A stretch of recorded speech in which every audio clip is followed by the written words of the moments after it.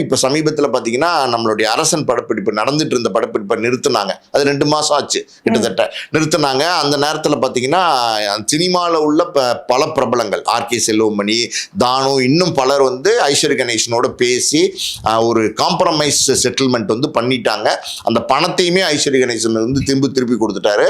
So அப்படி இருக்கும்போது இனிமே எந்த தடையும் கிடையாது. அதனாலதான் கொஞ்ச நாள் வந்து படப்பிடிப்பு வந்து நடந்துட்டு இருந்த படப்பிடிப்பு வந்து நிறுத்தி வைக்கப்பட்டது. இன்னைக்கு வந்து அந்த பிரச்சனையெல்லாம் எதுவுமே கிடையாது. ரொம்ப ஸ்மூத்தா கம்ஃபர்டபுளா அந்த படம் வந்து ஷூட்டிங் நடந்துட்டு இருக்கு. அப்டேட்ஸ் அப்படின்னும் போது ஒரு படம் தொடங்கும் போது ஒரு அப்டேட் கொடுப்பாங்க. அப்புறம் நடுவில் 1-2 அப்டேட்ஸ் வரும், வராமலாம் இருக்காது. நீ கோயில்பட்டியில் ஷூட்டிங் நடந்தப்ப சிம்புவோட கெட்டப் எல்லாம் வந்து ஒரு வீடியோஸ்லாம் வந்துச்சு, போட்டோஸ்லாம் வந்துச்சு. இந்த படத்துல வந்து சிம்பு வந்து ஒரு 3 கெட்டப்ல நடிக்கிறாரு. ஒரு யங், ஒரு மிடில், ஒரு ஓல்டு கெட்டப்ல நடிக்கிறாரு.